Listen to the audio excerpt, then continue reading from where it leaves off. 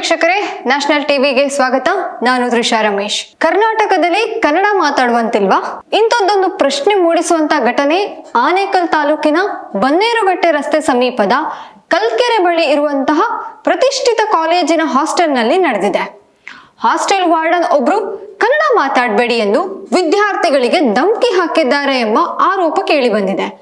ಬನ್ನೇರುಘಟ್ಟದಲ್ಲಿರುವ ಪ್ರತಿಷ್ಠಿತ ಕಾಲೇಜಿನ hostel warden Suresh ಎಂಬಾತ ಹಾಸ್ಟೆಲ್ನಲ್ಲಿ ವಿದ್ಯಾರ್ಥಿಗಳು ಪರಸ್ಪರ ಕನ್ನಡದಲ್ಲಿ ಮಾತನಾಡುತ್ತಿರುವುದಕ್ಕೆ ಅಸಮಾಧಾನ ವ್ಯಕ್ತಪಡಿಸಿದ್ದಾನೆ. ಕನ್ನಡ ಮಾತನಾಡುವುದು ಇಲ್ಲಿ ಸರಿಯಲ್ಲ, ಕನ್ನಡ ಮಾತಾಡಬೇಕಾದ್ರೆ ಮನೆಯಲ್ಲಿ ಮಾತಾಡಿ ಅಂತ ಉದ್ಧಟನದ ಮಾತುಗಳನ್ನ ಆಡಿದ್ದಾನೆ. ಇದಲ್ಲದೆ ಕನ್ನಡ ಬೇಡ, ಹಿಂದಿಯಲ್ಲಿ ಮಾತಾಡಿ ಎಂದು ಆವಾಜ್ ಕೂಡ ಹಾಕಿದ್ದಾನೆ. ಪ್ರತಿ ಸಲ ಕನ್ನಡಿಗರ ಮೇಲೆ ದಬ್ಬಾಳಿಕೆ ನಡೀತಾ ಇರೋದನ್ನ ನಾವು ನೋಡ್ತಾನೆ ಇದೀವಿ. ಕನ್ನಡಿಗರ ಮೇಲಾಗಿರ್ಬೋದು, ಕನ್ನಡ ಭಾಷೆಯ ಮೇಲಾಗಿರ್ಬೋದು. ಮೆಟ್ರೋ ಆಯಿತು, ಮೆಟ್ರೋದಲ್ಲಿ ರೈತನ ಮೇಲೆ ಅವಮಾನ ಆಯಿತು, ಬ್ಯಾಂಕ್ಗಳಲ್ಲಾಯಿತು, ಈಗ ಹಾಸ್ಟೆಲಲ್ಲೂ ಕೂಡ ನಾವು ಕನ್ನಡ ಮಾತಾಡುವಂಗಿಲ್ವಂತೆ. ಹಾಗಾದ್ರೆ ನಾವ್ ಎಲ್ಲಿದ್ದೀವಿ? ಕರ್ನಾಟಕದಲ್ಲೇ ಅಲ್ವಾ ನಾವಿರೋದು? ಕರ್ನಾಟಕದಲ್ಲಿ ಇದ್ರೂ ಕೂಡ ನಮ್ಮ ಮಾತೃಭಾಷೆಯನ್ನ ಮಾತಾಡುವಂತ ಹಕ್ಕು ನಮಗಿಲ್ಲ. ಇವ್ರು ಯಾರು ಸಂವಿಧಾನವನ್ನ ತಿಳ್ಕೊಂಡೇ ಇಲ್ವಾ? ನಮ್ಮ ಭಾಷೆಯನ್ನ ನಾವು ಮಾತಾಡುವಂತ ಹಕ್ಕನ್ನ ನಾವು ಪಡ್ಕೊಂಡಿದೀವಿ ಅನ್ನೋದನ್ನ ಮೂಲ ಪರಿಕಲ್ಪನೆಯೂ ಕೂಡ ಇವ್ರು ಯಾರಿಗೂ ಇಲ್ವಾ? ಪ್ರತಿ ಸಲ ಇಂಥದ್ದೊಂದು ಘಟನೆ ಮರುಕಳಿಸೋದೇ ಯಾಕೆ? ಪ್ರತಿ ಸಲಾನು ಇದೇ ಕತೆ, ಕನ್ನಡ ಮಾತಾಡಬೇಡಿ, ಹಿಂದಿಯಲ್ಲಿ ಮಾತಾಡಿ. ನಾವು ಕರ್ನಾಟಕದಲ್ಲಿ ಇದೀವಿ, ನಾವು ಯು ಪಿಯಲ್ಲಿಲ್ಲ ಅಥವಾ ಡೆಲ್ಲಿಯಲ್ಲಿಲ್ಲ, ನಾವ್ ಇರೋದು ಕರ್ನಾಟಕದಲ್ಲೇನೆ. ಕನ್ನಡನ ಮಾತಾಡ್ಬೇಕು, ಇದು ನಮ್ಮ ಮಾತೃಭಾಷೆ. ಮನೇಲಿ ಯಾವ ಭಾಷೆನಾರು ಮಾತಾಡ್ಕೊಳ್ಳಿ, ಆದ್ರೆ ಕರ್ನಾಟಕದಲ್ಲಿ ಇದೀವಿ ಅಂದ ಮೇಲೆ ಕನ್ನಡನೇ ಮಾತಾಡ್ಬೇಕು ಅಲ್ವಾ ನಾವು? ಅದು ಬಿಟ್ಟು ಬೇರೆ ಭಾಷೆ ಯಾಕೆ ಮಾತಾಡಬೇಕು? ನಮಗೆ ನಮ್ಮವರೊಂದಿಗೆ ಮಾತಾಡೋದಕ್ಕೆ ನಮಗೆ ಕನ್ನಡನೇ ಕರೆಕ್ಟು. ಕನ್ನಡದಲ್ಲೇ ಮಾತಾಡಿದ್ರೆ ಅದೊಂದು ನಮ್ಮವರು ಅನ್ನೋ ಭಾವನೆ ಇರುತ್ತೆ, ಅದೊಂದು ಪ್ರೀತಿ ಇರುತ್ತೆ. ಅದು ಬಿಟ್ಕೊಂಡು ನೀವು ಹಿಂದಿಯಲ್ಲಿ ಮಾತಾಡಿ, ಅಲ್ಲ ಬೇರೆ ಭಾಷೆ ಮಾತಾಡಿ ಅನ್ನೋದು ಎಷ್ಟು ಸರಿ? ಅದು ವಿದ್ಯಾರ್ಥಿಗಳಿಗೆ ಮನಸ್ಸಲ್ಲಿ ಭಾಷೆಯ ಬಗ್ಗೆ ಈ ತರ ತಾರತಮ್ಯ ನೀವೇ ಮೂಡಿಸ್ತಾ ಹೋದ್ರೆ ವಿದ್ಯಾರ್ಥಿಗಳಿಗೆ ನೀವೇನ್ ಹೇಳ್ಕೊಡ್ತೀರಾ ಭಾಷೆ ಬಗ್ಗೆ? ಕನ್ನಡ ಮಾತಾಡಬೇಡಿ, ಮನೇಲಿ ಮಾತಾಡಿ. ಅದು ಹೇಗೆ ಹೇಳ್ತಾನೆ ಅಂದ್ರೆ ಕನ್ನಡ ಮಾತಾಡೋದನ್ನ ಮನೇಲಿ ಇಟ್ಕೊಳ್ಳಿ ನೀವು ಅಂತ. ನೀವು ಅಷ್ಟೇ, ಹಿಂದಿನ ಮನೇಲಿ ಇಟ್ಕೊಳ್ಳಿ. ನೀವು ಕರ್ನಾಟಕದಲ್ಲಿ ಇದ್ದೀರಾ ಅಂದ್ಮೇಲೆ ಕನ್ನಡದಲ್ಲೇ ಮಾತಾಡಿ.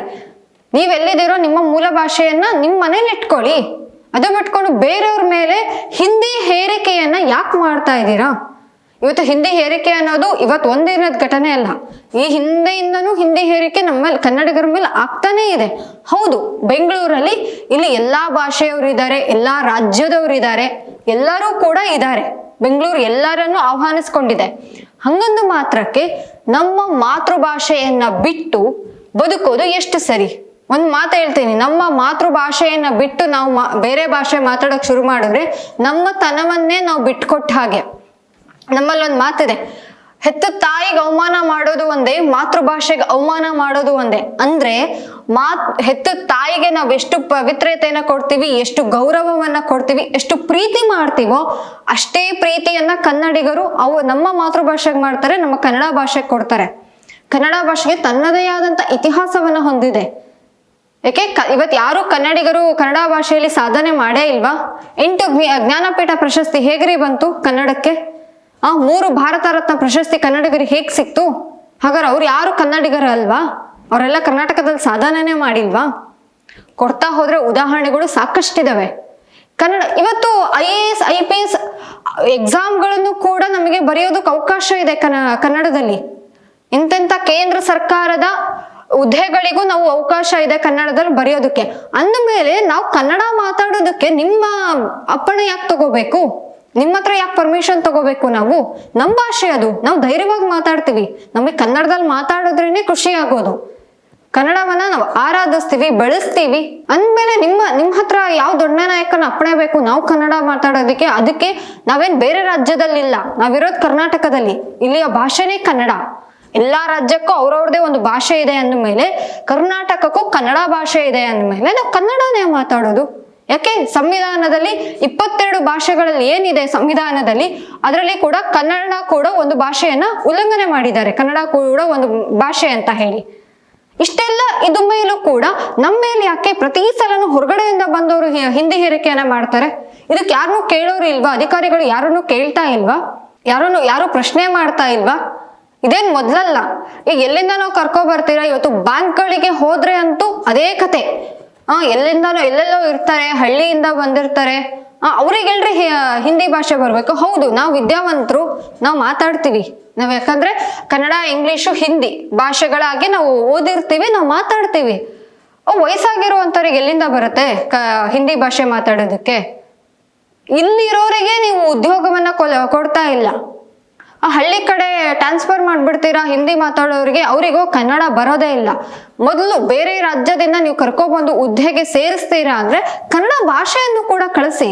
ಅಟ್ಲೀಸ್ಟ್ ಹೇಗಿದ್ದೀರಾ, ಏನ್ ಆಗ್ಬೇಕು, ಏನ್ ಕೆಲಸ ಆಗ್ಬೇಕು, ಒಂದು ಮೂಲವಾಗಿ ಮಾತಾಡುವಂತಹ ವಾಕ್ಯಗಳನ್ನಾರು ಕಲಿಸಿ.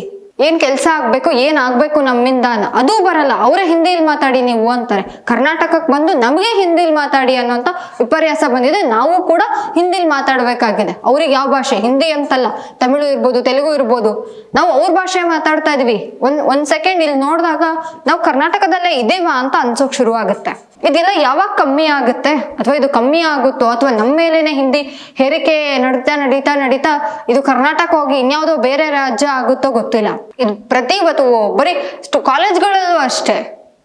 ಕನ್ನಡ ಮಾತಾಡಿ. ಬೇಡ ನೀವು ಪಾಠ ಹಿಂದಿಲ್ ಮಾಡ್ತಿರೋ, ಇಂಗ್ಲಿಷಲ್ಲಿ ಮಾಡ್ತಿರೋ, ಅದು ಬೇಡ. ಅಟ್ಲೀಸ್ಟ್ ಕನ್ನಡದಲ್ಲಿ ಮಾತಾಡೋದಕ್ಕೆ ಅವಕಾಶ ಕೊಡಿ. ನೀವೇ ವಿದ್ಯಾರ್ಥಿಗಳ ಮನಸ್ಸಲ್ಲಿ ಒಳ್ಳೇದನ್ನ ಬಿತ್ತಬೇಕಾದವ್ರು, ನೀವೇ ಈ ತರ ಭಾಷಾ ತಾರತಮ್ಯಗಳನ್ನ ಬಿತ್ತುತ್ತಾ ಹೋದ್ರೆ ಏನ್ ಕೊಡ್ತೀರಾ ನೀವು? ಅವ್ರನ್ನ ಒಳ್ಳೆ ಪ್ರಜೆಗಳಾಗಿ ಏನ್ ಕೊಡ್ತೀರಾ ದೇಶಕ್ಕೆ? ನಿಮ್ ಕೆಲ್ಸಾನೇ ಅದಲ್ವಾ? ಡಾಕ್ಟ್ರು, ಇಂಜಿನಿಯರು ಅಥವಾ ಇನ್ನೇನೋ ಆಗೋದು ಅದು ಅವ್ರ ಕೈಯಲ್ಲಿದೆ, ಅವರ ಎಜುಕೇಶನ್ ಮೇಲಿದೆ. ಆದ್ರೆ ದೇಶಕ್ಕೆ ಒಳ್ಳೆ ಪ್ರಜೆಗಳನ್ನ ನೀಡುವಂಥದ್ದು ನಿಮ್ಮ ಕರ್ತವ್ಯ ಅಲ್ವಾ? ನೀವೇ ಒಳ್ಳೆ ಪ್ರಜೆಗಳನ್ನ ನೀಡದೆ ಹೋದ್ರೆ ಈ ದೇಶ ಯಾವಾಗ ಅಭಿವೃದ್ಧಿ ಆಗುತ್ತೆ?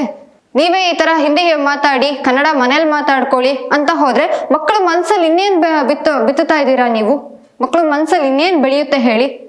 ಇವತ್ತು ಭಾಷೆ ಬಗ್ಗೆನೂ ಗಲಾಟೆಗಳಾಗ್ತಾ ಇದೆ ಅಂತ ಅಂದ್ರೆ ಅದಕ್ಕೆ ಮೂಲ ಕಾರಣಗಳು ನೀವೇ. ಯಾಕೆಂದ್ರೆ ಹಾಕೋ ಅಡಿಪಾಯ ಯಾವತ್ತಿದ್ರೂ ಕರೆಕ್ಟ್ ಆಗಿರಬೇಕು.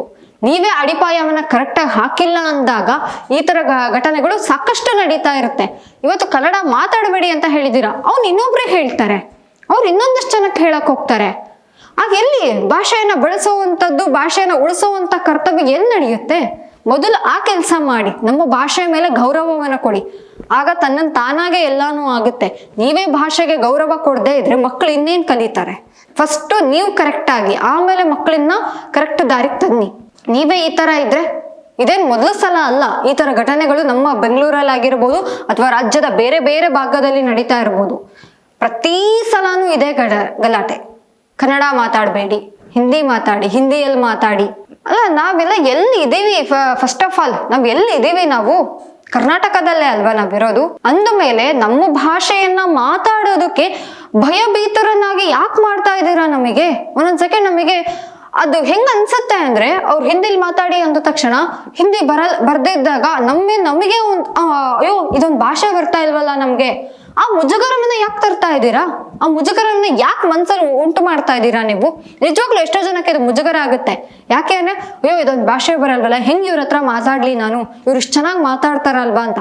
ಫಸ್ಟ್ ನೀವು ಕನ್ನಡ ಮಾತಾಡಿ. ಅವಾಗ ನಮ್ಗಳಿಗೆ ಅನ್ನಿಸ್ಬೇಕು, ಅಬ್ಬಾ ಕರ್ನಾಟಕಕ್ಕೆ ಬಂದು ಎಷ್ಟು ಚೆನ್ನಾಗಿ ಕನ್ನಡ ಮಾತಾಡ್ತಾರಪ್ಪ ಅಂತ. ಅಂಥವ್ರು ಕೂಡ ಇದ್ದಾರೆ. ಎಷ್ಟೋ ಜನ ನಾವು ಅಧಿಕಾರಿಗಳನ್ನ ನೋಡ್ತಾ ಇರ್ತೀವಿ, ತುಂಬಾ ಚೆನ್ನಾಗಿ ಕನ್ನಡ ಮಾತಾಡ್ತಾ ಇರ್ತಾರೆ. ಅಲ್ಲಿ ಇಲ್ಲಿ ತಪ್ಪಾದ್ರೂ ಕೂಡ ಅಷ್ಟು ಚೆನ್ನಾಗಿ ಅರ್ಥಪೂರ್ಣವಾಗಿ ಕನ್ನಡವನ್ನ ಮಾತಾಡ್ತಿರ್ತಾರೆ. ಆದ್ರೆ ದಯವಿಟ್ಟು ಒಂದಷ್ಟು ಜನ ಕನ್ನಡವನ್ನ ಕಲ್ತ್ಕೊಳ್ಳಿ. ನೀವು ಇಲ್ಲಿಂದ ಹೋದ್ಮೇಲೆ ಅಲ್ದಿರು, ಇಲ್ಲಿರುವಷ್ಟು ದಿನ ಕನ್ನಡವನ್ನ ಮಾತಾಡಿ, ಕನ್ನಡವನ್ನ ಬಳಸಿ. ಎಷ್ಟೋ ಜನ ಪ್ರೀತಿಯಿಂದ ಕಲಿಯೋರು ಇದ್ದಾರೆ ನಮ್ಮ ಭಾಷೆಯನ್ನ, ಕನ್ನಡ ಭಾಷೆಯನ್ನ. ಆ ಒತ್ತು, ಇಳಿ, ದೀರ್ಘ ಅಷ್ಟು ಅದ್ಭುತವಾಗಿದೆ ನಮ್ಮ ಭಾಷೆ. ಅಂತ ಭಾಷೆಯನ್ನ ಕಲಿಯೋಕ್ಕೂ ತುಂಬಾ ಜನ ಇಷ್ಟಪಡ್ತಾರೆ. ಅಂದಮೇಲೆ ದಯವಿಟ್ಟು ಈ ತರ ಘಟನೆಗಳು ಮರುಕಳಿಸದಂತೆ ನೀವು ನೋಡ್ಕೊಳ್ಳಿ. ಧನ್ಯವಾದ ವೀಕ್ಷಕರೇ. ನ್ಯಾಷನಲ್ ಟಿವಿ ನೋಡ್ತಾ ಇರಿ. ಮತ್ತೆ ಇನ್ನೊಂದಷ್ಟು ವಿಡಿಯೋದೊಂದಿಗೆ ನಿಮ್ಮ ಮುಂದೆ ಬರ್ತೀನಿ.